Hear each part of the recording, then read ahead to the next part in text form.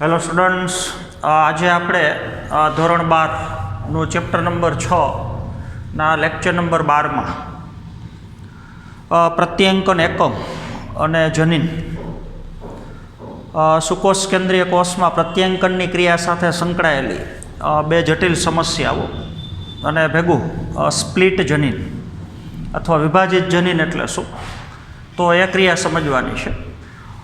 Heading અલગ અલગ છે પણ ત્રણે પ્રશ્નનો અર્થ એક જ સરખો છે, એટલે ટોપિક એક જ ભણવાનો છે અને એક જ ટોપિકની અંદર ત્રણે પ્રશ્નને આપણે સાંકળવાના છે. તો પ્રત્યાંકન એકમ અને જનીન આવું તમારે ટેક્સ્ટબુકની અંદર જે હેડિંગ આપેલું છે, વચ્ચે આપણે એક પ્રશ્ન છોડ્યો છે, એ પોર્શન પૂરો કરવાનો છે. અને એના પછીનો જે પ્રશ્ન છે એમાં સુકોષ કેન્દ્રીય કોષની અંદર જ્યારે પ્રત્યાંકન થતું હોય તો એ આદિકોષ કેન્દ્રીય કોષના પ્રત્યાંકન કરતાં બે બાબતમાં અલગ છે, બે પ્રકારની જટિલતાઓ એમાં વધારે છે, એ માહિતી લેવાની છે. અને એના ભેગું જ સ્પ્લિટ જનીન અથવા વિભાજિત જનીન એ આપણે સમજવાનું છે. તો સૌથી પહેલાં તો જનીન આપણને ખબર છે, એ આનુવંશિકતાનો એકમ છે. એક પેઢીમાંથી બીજી પેઢીમાં જ્યારે લક્ષણોનું વહન થતું હોય તો આપણને ખબર છે એ લક્ષણોનું વહન ડીએનએના અણુનો ખંડ જેને આપણે જનીન કહીએ છીએ તો એ જનીન દ્વારા થાય છે. તો જનીનો આનુવંશિકતાના એકમ છે, એક પેઢીમાંથી બીજી પેઢીમાં લક્ષણોનું વહન કરે છે. અને બીજું જનીનો ડીએનએ ઉપર આવેલા છે, જનીનો ડીએનએની અંદર સ્થિત છે. આપણે મનુષ્યના શરીરનો કોઈ પણ એક કોષ લઈએ તો એ કોષની અંદર 2.2 મીટર લાંબો જે ડીએનએનો અણુ છે, એ ડીએનએના અણુમાં અસંખ્ય જનીનો આવેલા છે. તો જનીનો ભેગા મળી અને ડીએનએની રચના કરે છે અથવા જનીનો ડીએનએ ઉપર આવેલા છે. તો ડીએનએના અણુનો ચોક્કસ લંબાઈનો કોઈ પણ એક ખંડ એ એક જનીન તરીકે વર્તે છે. તો એક જ ડીએનએ ઉપર ઘણા બધા જનીન આવેલા છે. એક જ ડીએનએ ઉપર જે ઘણા બધા જનીન આવેલા છે, આપણે ડીએનએનો અણુ લઈએ અને એ ડીએનએના અણુમાં ચોક્કસ લંબાઈના જે ટુકડાઓ છે એ બધા જનીન છે. પ્રથમ જનીન, બીજા ક્રમનું જનીન, તો આવા ઘણા બધા જનીન છે. અલગ અલગ જનીનની અંદર દાખલા તરીકે પ્રથમ ક્રમનું જનીન છે તો એમાં જે ન્યુક્લિયોટાઇડ છે, ન્યુક્લિયોટાઇડની જોડી છે, બેઝ પેર, તો એમાં ન્યુક્લિયોટાઇડના ક્રમ બીજા જનીન કરતાં અલગ છે, બીજામાં ત્રીજા કરતાં અલગ છે. તો બધા જનીનની અંદર ન્યુક્લિયોટાઇડના ક્રમ અલગ અલગ પ્રકારના છે. તો અલગ અલગ પ્રકારના જનીનની અંદર જે જનીનિક માહિતી છે ન્યુક્લિયોટાઇડના ક્રમ સ્વરૂપે એ અલગ અલગ પ્રકારની છે. તો હવે એ જનીનની જો આપણે વ્યાખ્યા કરવી હોય તો એ વ્યાખ્યા ડીએનએની અંદર જે ન્યુક્લિયોટાઇડના ક્રમ છે એના ઉપરથી વ્યાખ્યા કરવી અઘરી છે. ડીએનએના અણુની અંદર આવેલો ચોક્કસ લંબાઈનો જે ખંડ છે એને આપણે જનીન કહીએ છીએ. તો ડીએનએની અંદર જે ન્યુક્લિયોટાઇડના ક્રમ છે, ન્યુક્લિયોટાઇડના અનુક્રમ છે, એ અનુક્રમ ઉપરથી જો આપણે જનીનની વ્યાખ્યા કરવી હોય તો એની અંદર જટિલતા વધારે છે. તો એ કારણ આપણે સમજવાનું છે, બરાબર આપણે સમજવાનું છે. આરએનએના 3 પ્રકારો છે, એક એમઆરએનએ છે અને બીજા 2 પ્રકારના આરએનએ, એક ટીઆરએનએ છે અને એક આરઆરએનએ છે. તો ત્રણેય પ્રકારના આરએનએનું નિર્માણ ડીએનએમાંથી પ્રત્યાંકનની ક્રિયા થઈને થાય છે. તો અમુક જનીન એવા હશે આમાંથી, બરાબર સમજવાનું છે, અથવા ડીએનએ ઉપર આવેલા ન્યુક્લિયોટાઇડના અમુક અનુક્રમ એવા હશે અથવા અમુક ખંડ એવા હશે કે જે ટીઆરએનએ અને આરઆરએનએનું પ્રત્યાંકન કરતા હોય. તો ડીએનએના અણુમાં જે અનુક્રમો, દાખલા તરીકે બીજા ક્રમનું જનીન છે તો એની પોલીન્યુક્લિયોટાઇડની 2 શૃંખલાઓ છૂટી પડે અને કોઈ પણ એક શૃંખલા ટેમ્પલેટ તરીકે વર્તી અને ટીઆરએનએ અથવા આરઆરએનએ બનાવતી, તો આ જે અનુક્રમો છે એને આપણે જનીન કહીએ છીએ. તો અમુક જનીન એવા છે કે જે એવા અનુક્રમ ધરાવે છે કે જે અનુક્રમ ટીઆરએનએ અને આરઆરએનએનું પ્રત્યાંકન કરે છે. તો હવે આપણને ખબર છે, દાખલા તરીકે આ જનીનમાં આવેલા ન્યુક્લિયોટાઇડના અનુક્રમ એ ટીઆરએનએ અને આરઆરએનએ બનાવતા હોય તો એ પ્રોટીન બનવા માટેની જનીનિક માહિતી નથી. પ્રોટીન બનવા માટેની જનીનિક માહિતી એ એમઆરએનએમાં હોય છે. તો અમુક ડીએનએના ખંડ એવા છે, દાખલા તરીકે ત્રીજા ક્રમનું જનીન એવું છે કે એની કોઈ પણ એક શૃંખલા જ્યારે ટેમ્પલેટ તરીકે વર્તે, દાખલા તરીકે આ શૃંખલા, અને એની સામે એમઆરએનએ બનતું હોય, તો આના જે ન્યુક્લિયોટાઇડના ક્રમ છે એની નકલ એમઆરએનએમાં થાય છે. અને એ એમઆરએનએમાં હવે જે ન્યુક્લિયોટાઇડના ક્રમ આવ્યા એ પ્રમાણે પોલીપેપ્ટાઇડ શૃંખલા પ્રોટીનનું નિર્માણ થશે. તો પ્રોટીન બનવા માટેના જે ન્યુક્લિયોટાઇડના ક્રમ છે એ ફક્ત એમઆરએનએમાં હોય છે, તો એને આપણે જનીન કહીએ છીએ. તો ડીએનએના અનુક્રમ ઉપરથી જો આપણે જનીનની વ્યાખ્યા કરવી હોય તો એ અઘરી છે, કારણ કે અમુક અનુક્રમો ટીઆરએનએ અને આરઆરએનએનું નિર્માણ કરે છે, તો એને આપણે જનીન કહીએ છીએ. અને અમુક ડીએનએમાં આવેલા અનુક્રમ જે એમઆરએનએનું નિર્માણ કરે છે, તો જે ભવિષ્યમાં પોલીપેપ્ટાઇડ શૃંખલા પ્રોટીનનું નિર્માણ કરે છે. તો એ જે ભાગ છે એ ભાગને આપણે સિસ્ટ્રોન કહીએ છીએ. તો સિસ્ટ્રોન દાખલા તરીકે ત્રીજા ક્રમનું જનીન છે, બરાબર સમજવાનું છે. તો એમાં પ્રમોટર સ્થાન હશે, એક બાજુ સમાપક સ્થાન હશે, અને વચ્ચેનું જે જનીન છે એ તમને ખબર છે રચનાત્મક જનીન છે.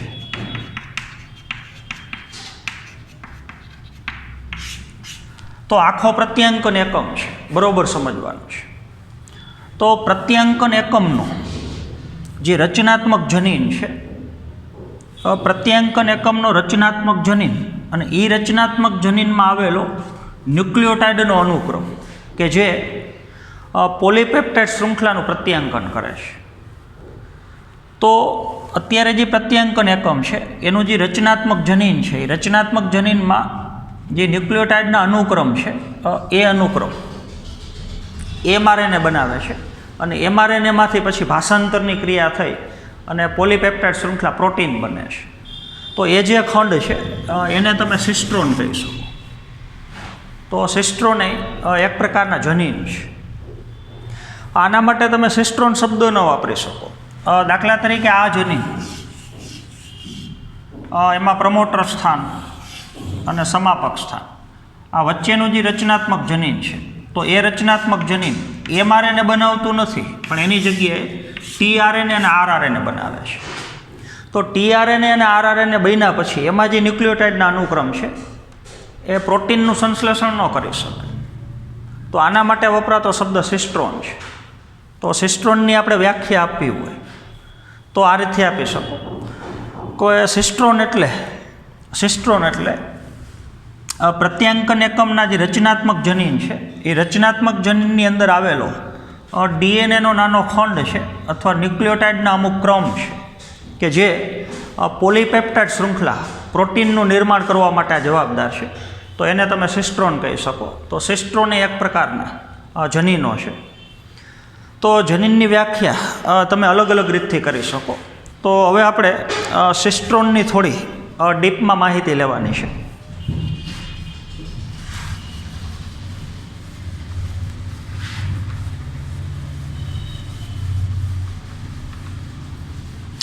તો સિસ્ટ્રોન જનીન છે એ પાછા બે પ્રકારના હોય છે.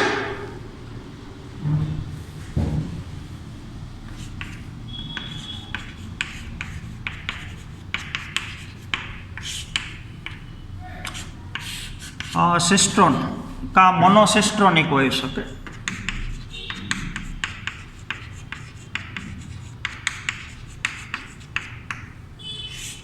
અને કા હોઈ શકે પોલિસિસ્ટ્રોનિક.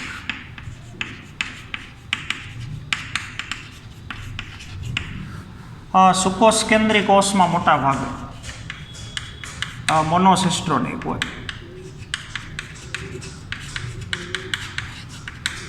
અને આદિકોષ કેન્દ્રી કોષમાં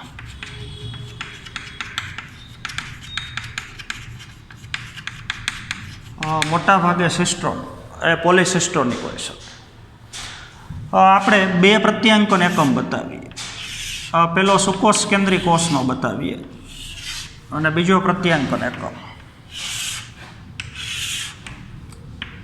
આપણે આદિકોષ કેન્દ્રી કોષમાં બતાવીએ. બરાબર સમજવાનું છે. આ પ્રમોટર જનીન છે, આ સમાપક જનીન છે, આ પ્રમોટર અને આ બાજુ સમાપક.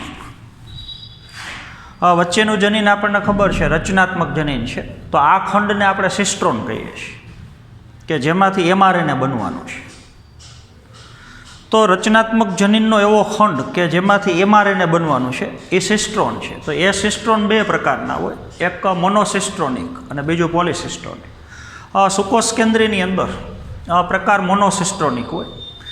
તો આનું જે રચનાત્મક જનીન છે તો આપણને ખબર છે એક શૃંખલા 3' થી 5', એક શૃંખલા 5' થી 3', આમાં એ જ રીતથી 3' થી 5' અને 5' થી 3'. તો ઉપરની શૃંખલા ટેમ્પલેટ તરીકે વર્તી અને એની સામે જે mRNA બનશે અહીંયા, અને એ mRNA પછી છૂટું પડી જાય તો એક જ mRNA હોય. તો જે સિસ્ટ્રોનિક જનીન એક જ mRNA બનાવે. આ જે ટેમ્પલેટ શૃંખલા છે એમાં જે ન્યુક્લિયોટાઇડના ક્રમ હોય એ એક જ mRNA બનવા માટેના હોય. તો આને મોનોસિસ્ટ્રોનિક કહેવાય. પણ આપણે ઇકોલે બેક્ટેરિયાની વાત કરીએ તો દાખલા તરીકે એની ટેમ્પલેટ શૃંખલા છે આ, અને એમાંથી જે mRNA બનશે સામે, તો એ mRNA એક કરતાં વધારે હશે. આખું સળંગ દેખાય છે પણ એ mRNAની અંદર 3 પેટા ભાગ છે. તો mRNA, બીજો mRNA અને ત્રીજો mRNA દાખલા તરીકે. તો હવે ભાષાંતરની ક્રિયા થાય પ્રોટીન સંશ્લેષણ, તો આ એકામાં mRNA એક જ પ્રોટીન બનાવે, કારણ કે mRNA જ એક છે. અને આમાં ભાષાંતરની ક્રિયા થાય તો 3 પ્રોટીન બને, કારણ કે 3 mRNA છે. 3 mRNA પોતપોતાના અલગ અલગ પ્રકારના પ્રોટીન બનાવે. તો આને પોલિસિસ્ટ્રોનિક કહેવાય. તો હવે જે સિસ્ટ્રોનની અંદર અથવા જે સિસ્ટ્રોનિક જનીન એક જ mRNAનું નિર્માણ કરે તો એને મોનોસિસ્ટ્રોનિક કહેવાય. એવું મોટાભાગે સુકોષ કેન્દ્રીમાં હોય. અને એક જ સિસ્ટ્રોનિક જનીન, આ વચ્ચેનો ખંડ, એ એક કરતાં વધારે mRNA બનાવે, 2 બનાવે, 3 બનાવે, તો એક જ જનીનમાં ઝાઝા mRNA બનવા માટેની માહિતી હોય ટેમ્પલેટ શૃંખલામાં, તો એ જનીનને તમે પોલિસિસ્ટ્રોનિક જનીન કહી શકો. તો આવું મોટા ભાગે આદિકોષ કેન્દ્રીય કોષમાં હોય છે. તો હવે આપણે સુકોષ કેન્દ્રીય કોષની અંદર જે મોનોસિસ્ટ્રોનિક જનીન છે એ આપણે ખાસ સમજવાનું છે.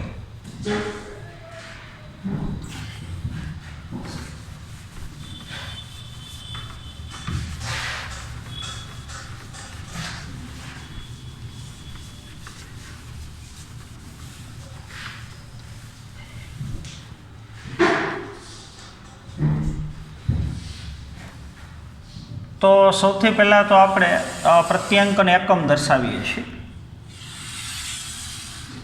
એ પ્રત્યાંકન એકમમાં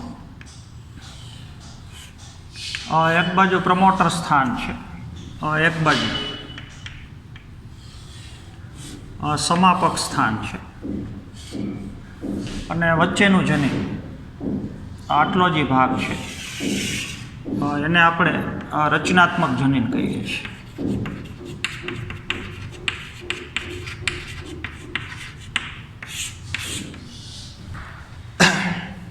તો બરોબર ક્રિયા સમજવાની છે. તો જે શૃંખલા 3' થી 5' ની દિશામાં છે અને એક શૃંખલા 5' થી 3' ની દિશામાં છે. તો જે શૃંખલા 3' થી 5' ની દિશામાં છે એને આપણે તમને ખબર છે ટેમ્પલેટ શૃંખલા કહીએ છીએ.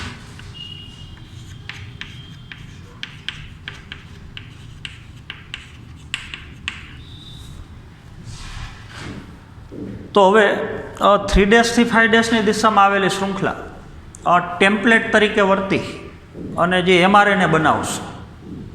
તો આપણને ખબર છે 2 શૃંખલા વચ્ચેના હાઇડ્રોજન બંધ તૂટે અને પછી આ શૃંખલા ટેમ્પલેટ તરીકે વર્તે. તો જ્યારે પ્રત્યાંકનની ક્રિયામાં mRNA બને એ 5' થી 3' ની દિશામાં બને. તો આમાંથી પ્રત્યાંકનની ક્રિયા થઈ અને બનેલો આપણે એમઆરએનએ બતાવીએ છીએ. બરાબર સમજવાનું છે. અત્યારે આ જનીન છે એ મોનોસિસ્ટ્રોનિક છે. જો મોનોસિસ્ટ્રોનિક જનીન હોય તો એમાંથી ફક્ત એક જ એમઆરએનએ બને. તો મોનોસિસ્ટ્રોનિક જનીનનું પ્રત્યાંકન થઈ અને જે એમઆરએનએ બન્યું છે અત્યારે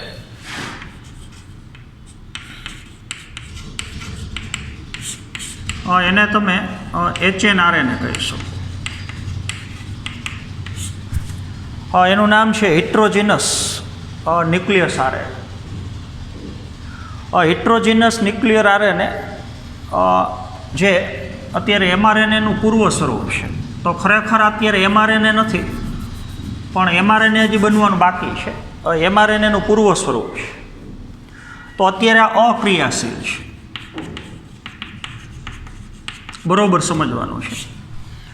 તો ટેમ્પલેટ શૃંખલાની સામે એમઆરએનએ બની ગયું, પણ હજી અપરિપક્વ એમઆરએનએ છે, અક્રિયાશીલ એમઆરએનએ છે.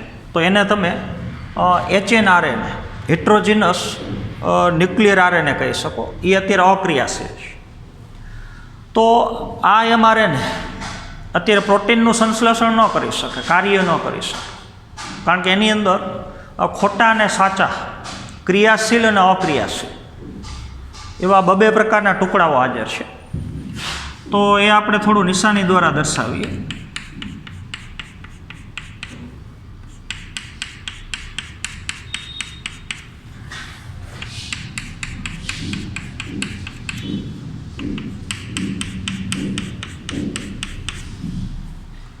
તો બરાબર સમજવાનું છે. આ જે ભાગ છે એને આપણે ઇન્ટ્રોન કહીશું. પછી લીટીવાળો ભાગ છે એ એક્ઝોન છે. વળી પાછું ઇન્ટ્રોન છે, આ પાછું એક્ઝોન છે, વળી પાછું ઇન્ટ્રોન છે, આ પાછું એક્ઝોન છે. હવે આપણે ટૂંકમાં બતાવીએ. ઇન્ટ્રોન પાછું એક્ઝોન. તો બરાબર સમજવાનું છે. આ મોનોસિસ્ટ્રોનિક જનીન એમાં પ્રત્યાંકનની ક્રિયા થઈ અને હજી તાજું બનેલું જે એમઆરએનએ છે, તો એ એમઆરએનએની અંદર ક્રિયાશીલ ને અક્રિયાશીલ એવા બે ટુકડાઓ હાજર છે. એમાં જે ક્રિયાશીલ ટુકડાઓ છે એને એક્ઝોન કહેવાય. આ ક્રિયાશીલ ભાગ છે. અને અક્રિયાશીલ ભાગ છે એને ઇન્ટ્રોન કહેવાય. અથવા ક્રિયાશીલ ભાગને અભિવ્યક્ત અનુક્રમે કહીશું, અથવા એને કોડિંગ અનુક્રમે કહીશું. તો આ જે ટુકડાઓ છે એ પ્રોટીન બનવા માટેની માહિતી ધરાવે છે, એક્ઝોન. વચ્ચેના જે ટુકડા છે એ નકામા છે. તો હવે તમે કહી શકો કે બે એક્ઝોન ઇન્ટ્રોન દ્વારા વિક્ષેપિત થયેલા છે. બે એક્ઝોનની વચ્ચે ખોટો ટુકડો છે. અહીંયા વળી પાછું બે એક્ઝોનની વચ્ચે ખોટો ટુકડો છે. તો એક્ઝોન છે એ ઇન્ટ્રોન દ્વારા વિક્ષેપિત થયેલા છે અને ઇન્ટ્રોન એક્ઝોન દ્વારા વિક્ષેપિત થયેલા છે. તો બેની ગોઠવણી ક્રમશઃ અનુક્રમે છે. તો પ્રત્યાંકનની ક્રિયા થઈ અને ટેમ્પલેટ શૃંખલામાંથી જે એમઆરએનએ બન્યું એ અત્યારે પ્રોટીનનું સંશ્લેષણ ન કરી શકે એ પ્રકારનું એમઆરએનએ છે. કારણ કે એની અંદર ક્રિયાશીલ અને અક્રિયાશીલ બે પ્રકારના ટુકડાઓ હાજર છે. તો ઇન્ટ્રોન વચ્ચે વચ્ચે છે એટલે એને મધ્યવર્તી અનુક્રમે કહી શકો.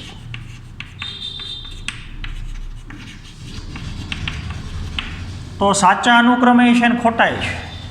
અહીંયા જે ન્યુક્લિયોટાઇડના ક્રમ હોય એ ખોટા છે, એ પ્રોટીન બનવા માટેની માહિતી નથી.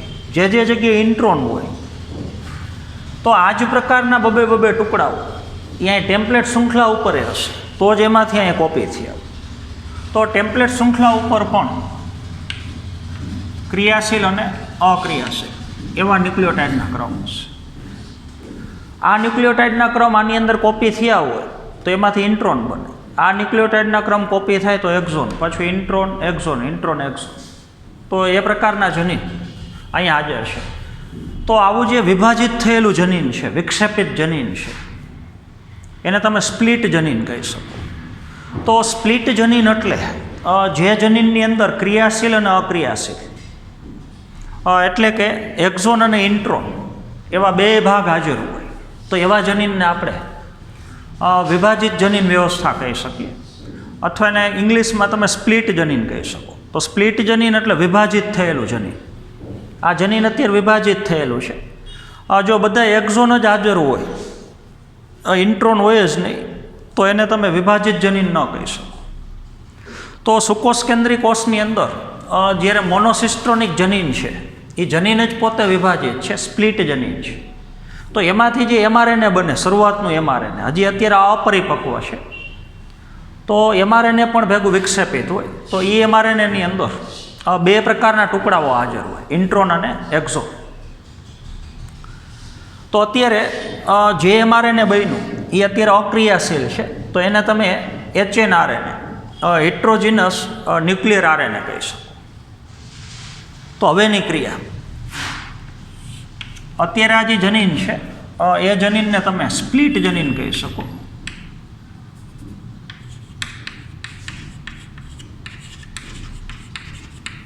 વિભાજિત જનીન કહી શકો. એક્ઝોન છે ઇન્ટ્રોન દ્વારા વિભાજિત થયેલું છે, એટલે exon intron, exon intron, exon intron. તો હવે અત્યારે જે એમઆરએનએ છે એ અક્રિયાશીલ છે અથવા અપરિપક્વ એમઆરએનએ છે. તો હવે એ એક પ્રક્રિયામાંથી પસાર થાય છે, એને સ્પ્લિસિંગની પ્રક્રિયા કહી શકો.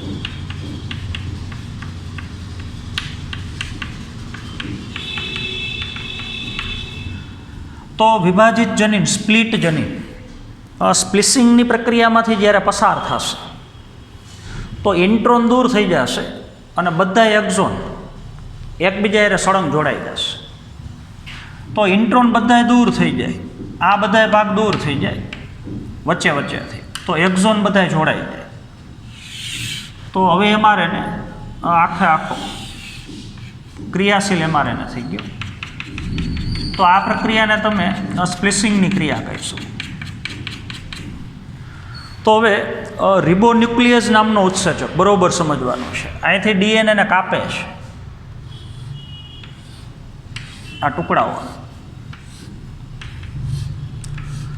તો રિબોન્યુક્લિયસ ઉત્સેચકની મદદથી ડીએનએની કાપણી થઈ અને ઇન્ટ્રોન બધાય દૂર થઈ જાય વચ્ચેથી, ઇન્ટ્રોન.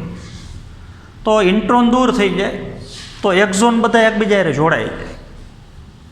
તો ઇન્ટ્રોનને દૂર કરવાનું કાર્ય રિબોન્યુક્લિયસ ઉત્સેચક કરે છે અને પછી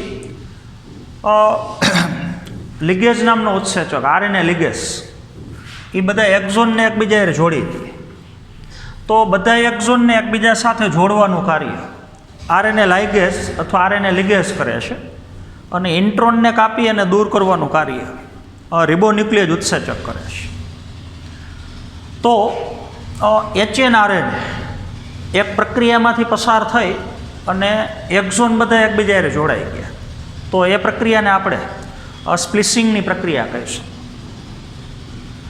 તો હવે જે એમઆરએનએ બન્યું તો એચએનઆરએનએનું રૂપાંતરણ થઈ ગયું એમઆરએનએ. તો એને તમે પરિપક્વ એમઆરએનએ અથવા એને તમે પ્રક્રિયામાંથી પસાર થયેલું એટલે સંસાધિત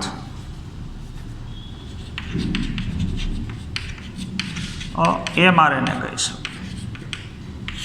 અથવા પ્રક્રિયામાંથી પસાર થયેલું એમઆરએનએ કહીશું. તો જ્યારે એમઆરએનએ હજી બન્યું જ હોય ત્યારે એમાં ઇન્ટ્રોન અને એક્ઝોન બે હાજર હોય. તો એ એમઆરએનએ અપરિપક્વ છે, એને આપણે એચએનઆરએનએ કહીએ છીએ. અને એચએનઆરએનએ સ્પ્લિસિંગની પ્રક્રિયામાંથી પસાર થઈ જાય, ઇન્ટ્રોન બધા દૂર થઈ જાય, એક્ઝોન બધા જોડાઈ જાય. તો એ એમઆરએનએને હવે આપણે પરિપક્વ એમઆરએનએ, સંસાધિત એમઆરએનએ, પ્રક્રિયા પામેલું એમઆરએનએ કહીએ છીએ. અને આ એમઆરએનએ હવે પ્રોટીન સંશ્લેષણનું કાર્ય કરી શકે. તો હવે જે પ્રક્રિયા પામેલું એમઆરએનએ છે, પરિપક્વ એમઆરએનએ છે, એની અંદર ફક્ત એક્ઝોન જ હાજર હોય છે. HNRNA છે અપરિપક્વ mRNA, એની અંદર ઇન્ટ્રોન અને એક્ઝોન બે હાજર હોય છે. પણ પ્રક્રિયામાંથી પસાર થયા પછી, સ્પ્લિસિંગની પ્રક્રિયા પૂરી થયા પછી જે mRNA બન્યું એની અંદર ફક્ત પરિપક્વ mRNAની અંદર ફક્ત એક્ઝોન જ હાજર હોય છે. તો હવે તમે કહી શકો જ્યારે આનુવંશિકતા એક પેટીમાંથી બીજી પેટીમાં લક્ષણોનું વહન થતું હોય તો એ લક્ષણોનું વહન થવાની પ્રક્રિયા એ ઘણી બધી જટિલ છે. બીજું, આનુવંશિકતાનું જ્યારે નિયમન થતું હોય તો રચનાત્મક જનીન એ તો આનુવંશિકતા ઉપર અસર કરે જ છે, પણ રચનાત્મક જનીનની સાથે જોડાયેલા પ્રમોટર જનીન છે, સમાપક જનીન છે, પ્રમોટર જનીનની બાજુમાં ઓલા નિયામકી અનુક્રમો છે, એની ભેગી આનુવંશિકતા ઉપર અસર થાય છે. કારણ કે પ્રમોટરની સાથે જોડાયેલા જે નિયામકી જનીનો છે, આ બાજુ જનીન I છે, આ બાજુ જનીન O છે, તો એ આખી પ્રત્યાંકનની ક્રિયાનું નિયમન કરે છે. તો આનુવંશિકતાની ક્રિયા ઉપર આ જે નિયામકી અનુક્રમો છે એની ભેગી અસર થાય છે. તો એ નિયામકી અનુક્રમોને આપણે નિયામકી જનીન તરીકે પણ ઓળખીએ છીએ, કારણ કે એનું કાર્ય જનીન જેવું છે. પણ જે નિયામકી જનીનો છે, આ બાજુ I જનીન છે, આ બાજુ O જનીન છે, એની અંદર જે ન્યુક્લિયોટાઇડના ક્રમ હોય એ પ્રોટીનનું નિર્માણ કરતા નથી, એ ભાષાંતરની પ્રક્રિયા માટે RNA બનાવતા નથી. તો એનો પ્રોટીન બનાવવાની અંદર કોઈ પણ પ્રકારનો ફાળો નથી. એ ફક્ત આ જનીનનું નિયમન કરવાનું કાર્ય કરે છે. તો એને આપણે નિયામકી જનીનો કહીએ છીએ. તો હવે સુકોષ કેન્દ્રી કોષની અંદર બરાબર સમજવાનું છે. જ્યારે RNAનું નિર્માણ થતું હોય તો આપણે આગળ વાત કરી તેમ કે આદિકોષ કેન્દ્રીય કોષની અંદર ત્રણ પ્રકારના જે RNA છે, mRNA, tRNA અને rRNA, એ ત્રણેય પ્રકારના RNAનું નિર્માણ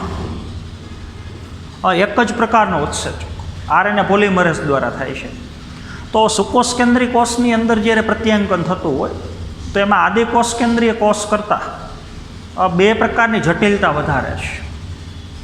તો એ જટિલતાઓ આપણે સમજવાની છે કે સુકોષ કેન્દ્રીય કોષમાં પ્રત્યાંકનની ક્રિયા સાથે સંકળાયેલી બે પ્રકારની જટિલ સમસ્યાઓ જે આદિકોષ કેન્દ્રીય કોષમાં નથી. તો એમાંથી આપણે એક સમસ્યા આ લીધી, આદિકોષ કેન્દ્રીય કોષની અંદર જે mRNA બને એ સીધું પરિપક્વ mRNA બને. એમાં ઇન્ટ્રોન અને એક્ઝોન એ પ્રમાણે જનીન વિભાજિત થયેલું ન હોય, સ્પ્લિટ જનીન ન હોય, સીધું પરિપક્વ mRNA જ બને. પણ સુકોષ કેન્દ્રીય કોષની અંદર આપણને ખબર છે જ્યારે પ્રત્યાંકનની ક્રિયા થઈ અને ટેમ્પલેટ શૃંખલામાંથી જે mRNA બને તો એ mRNAની દ્વિતીય સંરચનાની અંદર, એની પ્રાથમિક સંરચનાની અંદર જે તાજું બનેલું જે mRNA છે HNRNA, તો એમાં ઇન્ટ્રોન અને એક્ઝોન અક્રિયાશીલ અને ક્રિયાશીલ બે ભાગો હાજર હોય છે.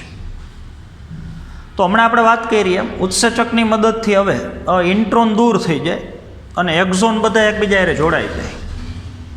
તો HNRNA સ્પ્લિસિંગની પ્રક્રિયામાંથી પસાર થઈ અને એમાંથી બની ગયું પરિપક્વ mRNA, સંસાધિત mRNA, અથવા એને તમે સામાન્ય mRNA કહી શકો. તો હવે પરિપક્વ જે mRNA બન્યું છે એમાં પાછી હજી આગળ બે પ્રક્રિયા થાય છે. એક પ્રક્રિયાને તમે કેપિંગની ક્રિયા કહી શકો અને એક પ્રક્રિયાને તમે ટેઇલિંગની ક્રિયા કહી શકો. તો આપણને ખબર છે mRNA જે બન્યું છે એનો આ બાજુ 5' છેડો છે અને આ બાજુ 3' છેડો છે. બરોબર સમજવાનું છે. તો જે પરિપક્વ mRNA બન્યું છે HNRNAમાંથી, તો એનો જે 5' છેડો છે ત્યાં એક પ્રકારનો ન્યુક્લિયોટાઇડ જોડાય છે. એ પ્રક્રિયાને કેપિંગ કહે છે, ટોપી પહેરાવા જેવી ક્રિયા. તો mRNAના 5' છેડે અહીંયા એક ન્યુક્લિયોટાઇડ જોડાય છે. એ ન્યુક્લિયોટાઇડનું નામ છે, આખું નામ છે મિથિયોનિન ગ્વાનોસાઇન ટ્રાયફોસ્ફેટ. ગ્વાનોસિન તમને ખબર છે નાઇટ્રોજન બેઝ છે અને એની સાથે મિથાઇલ સમૂહ જોડાયેલો છે. તો મિથાઇલ ગ્વાનોસિન ટ્રાયફોસ્ફેટ. તો આ જે મિથાઇલ સમૂહ છે એ ગ્વાનોસિનના 7મા ક્રમના કાર્બન સાથે જોડાયેલો છે. તો 7Mg પણ કહી શકો. તો આખું નામ છે 7 મિથાઇલ ગ્વાનોસાઇન ટ્રાયફોસ્ફેટ. તો એક પ્રકારનો ન્યુક્લિયોટાઇડ છે. તો મિથાઇલ ગ્વાનોસાઇન ટ્રાયફોસ્ફેટ નામનો ન્યુક્લિયોટાઇડ એ mRNA બન્યા પછી એના 5' છેડા અહીંયા જોડાઈ જાય. તો એ પ્રક્રિયાને તમે કેપિંગની ક્રિયા કહી શકો, કેપ પહેરાવાની ક્રિયા.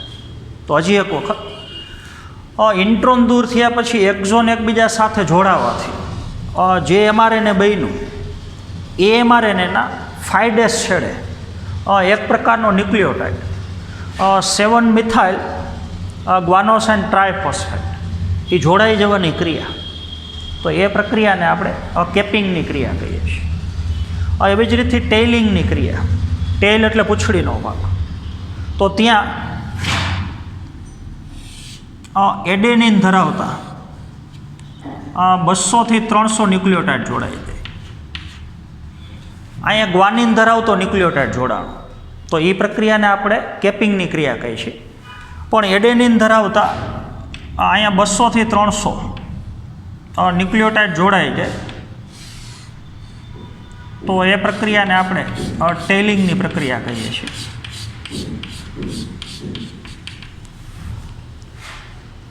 તો આ પ્રક્રિયાને તમે પોલીએડાઇલેશન કહી શકો. પોલીએડાઇલેશન એટલે એડેનિન ધરાવતા ઘણા બધા ન્યુક્લિયોટાઇડ 200 થી 300 ન્યુક્લિયોટાઇડ એકારે જોડાય છે. પહેલો ન્યુક્લિયોટાઇડ, બીજો, ત્રીજો, ચોથો, પાંચમો એવા બધા ન્યુક્લિયોટાઇડની અંદર એડેનિન જ હોય. તો ઘણા બધા એડેનિન ધરાવતા ન્યુક્લિયોટાઇડ થયા. તો પોલીએડાઇલેશન કહી શકો. તો પોલીએડાઇલેશનની પ્રક્રિયામાંથી પસાર થઈ અને જે પ્રક્રિયા થઈ એને તમે ટેઇલિંગ કહી શકો. તો હવે જે આખો mRNA બન્યો એને હવે તમે એકદમ પરિપક્વ mRNA કહી શકો. અને આ mRNA હવે અત્યારે કોષ કેન્દ્રમાં છે. કોષ કેન્દ્રમાંથી બહાર નીકળી અને કોષરસમાં આવે અને કોષરસની અંદર રિબોઝોમ અંગિકા ઉપર આ mRNA ગોઠવાય અને ત્યાં ભાષાંતરની ક્રિયા દ્વારા પ્રોટીનનું સંશ્લેષણ કરશે. તો એ ક્રિયા કઈ રીતથી ખરેખર થાય છે એ આપણે આગળના પીરિયડમાં સમજવાનું છે. તો ડીએનએમાંથી mRNA બનવાની ક્રિયા જે પ્રક્રિયાને આપણે પ્રત્યાંકન કહીએ છીએ, પણ સુકોષ કેન્દ્રી કોષમાં જ્યારે પ્રત્યાંકન થતું હોય તો આદિકોષ કેન્દ્રી કોષ કરતાં 2 જટિલ વધારાની સમસ્યા છે. એમાં એક સમસ્યા આપણે લીધી સ્પ્લિસિંગની પ્રક્રિયામાંથી HNRNA છે એ પસાર થાય છે. બીજી જટિલ સમસ્યા આપણે વાત કરી રીતે એ પ્રમાણે કે આદિકોષ કેન્દ્રી કોષની અંદર જ્યારે પ્રત્યાંકનની ક્રિયા થતી હોય તો 3 પ્રકારના RNA, mRNA, tRNA અને rRNA, 3 પ્રકારના RNAનું નિર્માણ એક જ પ્રકારનું ઉત્સેચક RNA પોલિમરેઝ કરે છે. જ્યારે સુકોષ કેન્દ્રી કોષની અંદર એના કરતાં થોડી જટિલતા વધારે છે. એમાં RNA પોલિમરેઝ એ 3 પ્રકારના છે. તો એ આપણે થોડું સમજીએ.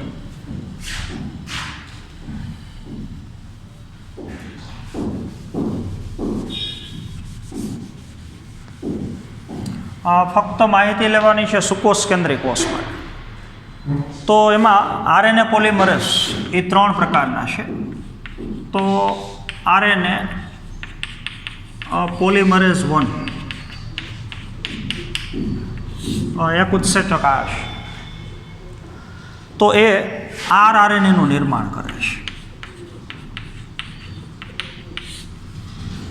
RNA પોલિમરેઝ 1 એ rRNAનું પ્રત્યાંકન કરે છે. પણ rRNAના 3 પ્રકાર છે. સ્વેડબર્ગ એકમ ઉપરથી આપણને ખબર છે કદ અલગ અલગ હોય. એક 28S પ્રકારના હોય છે. 28S એટલે 28 સ્વેડબર્ગ એકમ. ઘનતાના આધારે એનું કદ છે. તળિયે બેસવાની પ્રક્રિયા એના ઉપરથી એનો એકમ છે. પછી એક 18S RNA અને એક આવશે 5.8 SRN. તો 3 પ્રકારના RRNA, 28S RRNA, 18S RRNA અને 5.8S RRNA. આ 3 પ્રકારના RRNAનું નિર્માણ RNA પોલિમરેઝ 1 કરે છે. ત્યારબાદ RNA પોલિમરેઝ 2, તો એ mRNAનું નિર્માણ કરે છે. mRNA તો નહીં, આને આપણે mRNA કહીએ છીએ, પણ mRNAનું પૂર્વ સ્વરૂપ, એની પહેલાંનું સ્વરૂપ એટલે કે hnRNA. પછી hnRNA સ્પ્લિસિંગની પ્રક્રિયામાંથી પસાર થાય પછી mRNA બને છે. તો mRNAનું પૂર્વ સ્વરૂપ hnRNA, હિટ્રોજીનસ ન્યુક્લિયર RNA, તો એનું નિર્માણ RNA પોલિમરેઝ 2 કરે છે. અને ત્રીજા પ્રકારનો ઉત્સેચક RNA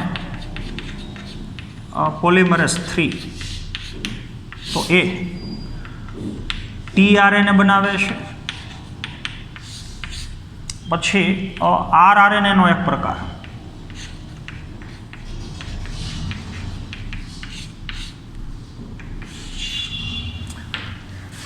તો 5S પ્રકારનો RNA, તો એનું નિર્માણ પણ એટલે 5S rRNA એવું લખી શકો, 5S rRNA. અને હજી એક